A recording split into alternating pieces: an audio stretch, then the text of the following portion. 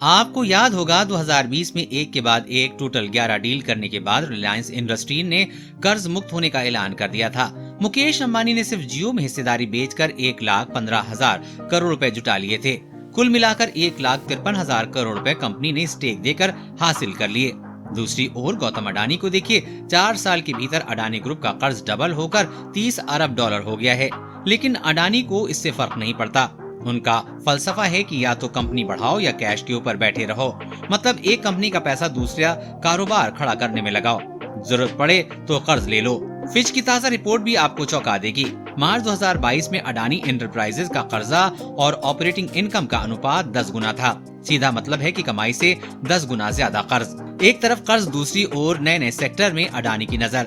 गौतम अडानी मानो पूरे business universe पर छा जाना चाहते हैं। अब तो उनको एयरपोर्ट्स मैनेजमेंट का भी ठेका मिल गया है। जब 2019 में ऐसा पहली बार हुआ, तब इस कंपनी को एयरपोर्ट संभालने का कोई भी अनुभव नहीं था। यही नहीं, दुनिया का सबसे बड़ा ग्रीन हाइड्रोजन इकोसिस्टम भी तैयार करने का टारगेट अडानी ने बना लिया है। तो इन सब कामों के लिए पैसे लगेंगे ही। ये आएगा कहां से? राउंड ट्रिप की भी हद होती है। राउंड ट्रिपिंग मतलब अपनी ही कंपनी का पैसा एक से निकालकर दूसरे में लगाना। खैर, विस्तार के लिए जो पैसा चाहिए उसे लेने का तरीका है बैंकों से पैसा लेना या प्रमोटर्स की मुंह देखना।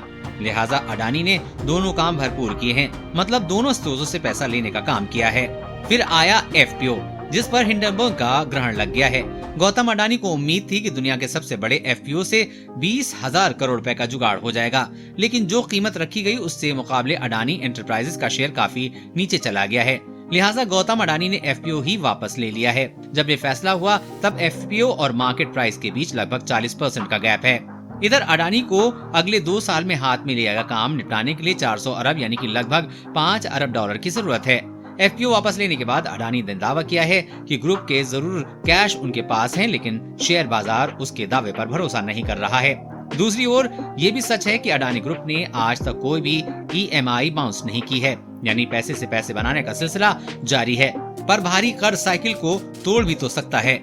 उदाहरण के लिए अडानी की कंपनी अडानी ग्रीन को लेते हैं। 2015 में कंपनी बनती है और 2022 में इसे 5 अरब रुपए का फायदा भी हो जाता है।